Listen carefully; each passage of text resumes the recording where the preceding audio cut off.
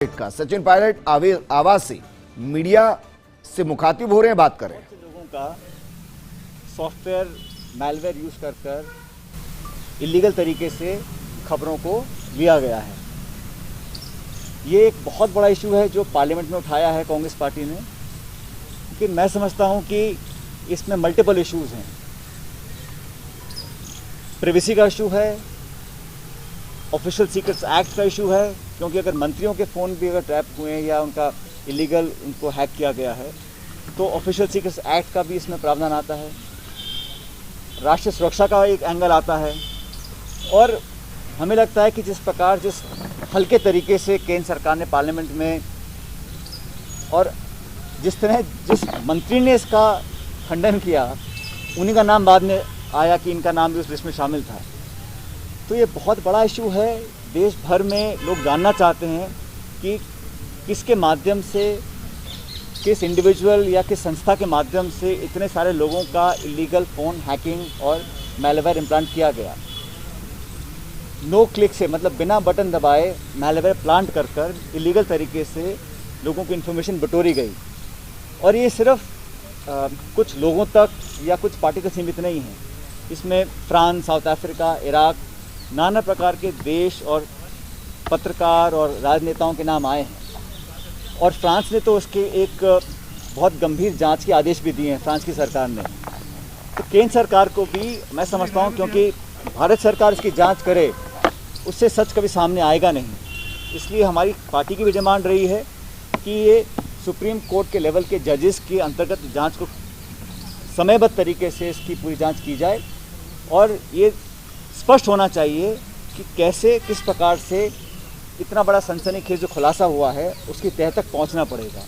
कौन लोग, कौन सी सरकार, कौन व्यक्ति इसके लिए जिम्मेदार थे और जवाबदेही तय करने के लिए तुरंत प्रभाव से निष्पक्ष जांच होनी चाहिए।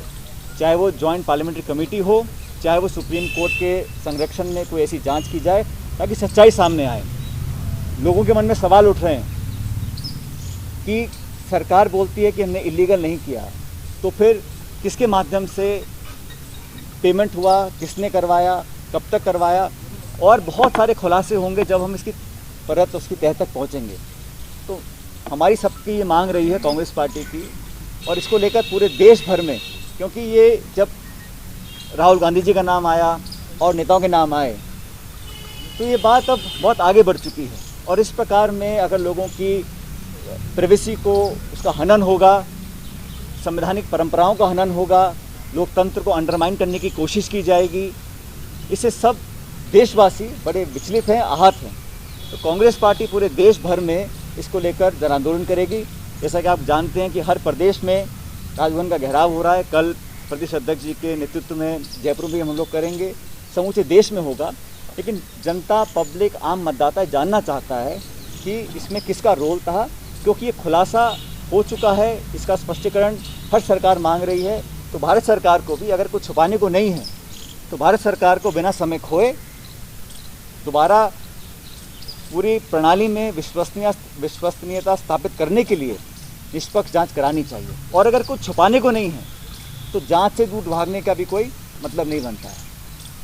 इसलिए क्योंकि ये पिछले 2-2.5 साल का खुलासा हुआ है और अभी तो बहुत लिमिटेड नाम सामने आए हैं, हो सकता है और भी नाम सामने आए, लेकिन भारत सरकार, क्योंकि ये डिपार्टमेंट और ये मंत्रालय भारत सरकार का आता है, इसलिए भारत सरकार को इस पर एक जांच इनिशिएट करनी चाहिए।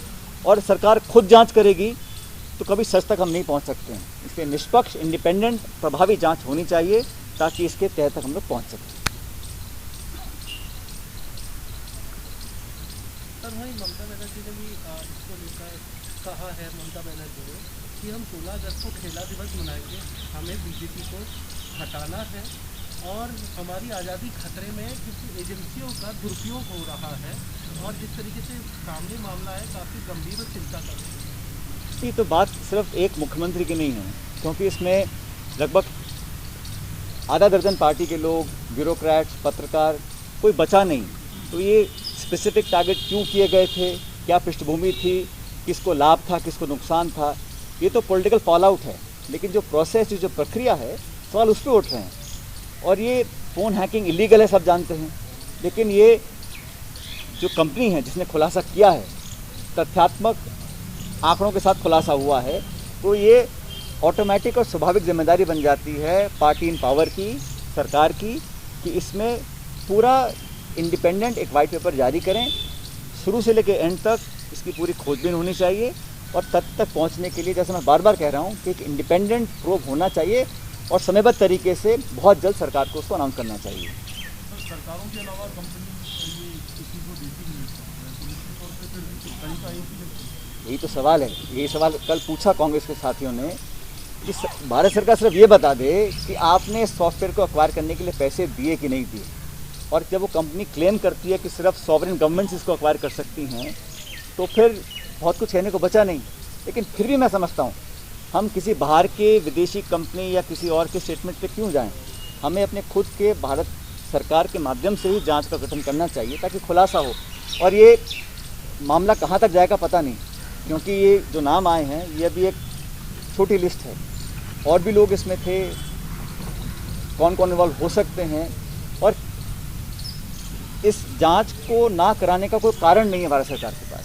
इसलिए हम लोग बार बार वो पूरे देश में, क्योंकि ये आम व्यक्ति की जो प्रिवेसी है, जो भारत सरकार संविधान ने हमको एक गारंटी किया है, उस पर बहुत बड़ा एक प्रश्न चिन्ह उठ गया है, और अगर हम इसको एड्रेस नहीं करेंगे तो लोगों का विश्वास उठ जाएगा।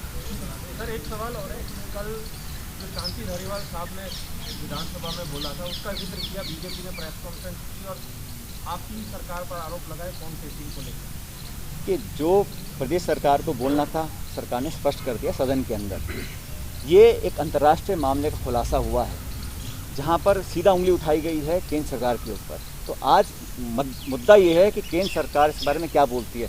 सिर्फ खड़े होकर एक केंद्र मंत्री बोल दे कि ये सेंसेशनलाइजेशन करने के लिए किया गया है, वो नाकाफ़ी है। मुख्यमंत्री जी के ओएसडी को कल बुलाया गया दिल्ली। मैं कहना चाह रहा हूँ आपको कि ये जो पेगासस सॉफ्टवेयर के माध्यम से किया गया है, ये तो स्थापित हो चुका है, इसमें तो कुछ कहने को बचा नहीं।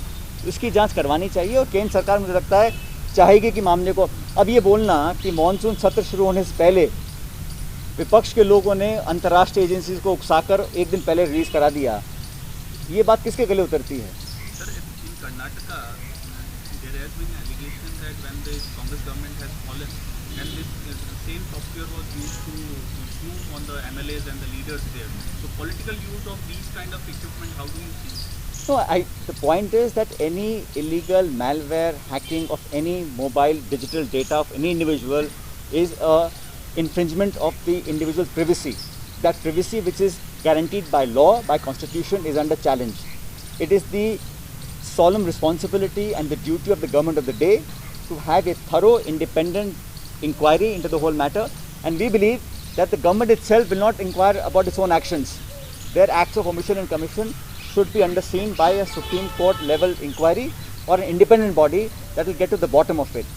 Clearly it is being used for many purposes, not just political. Bureaucrats, journalists, political parties, opponents, rivals, all have been victims of this attack. And I think it is high time people of India are assured that their privacy is safe. There is an atmosphere of fear and Big Brother watching over you.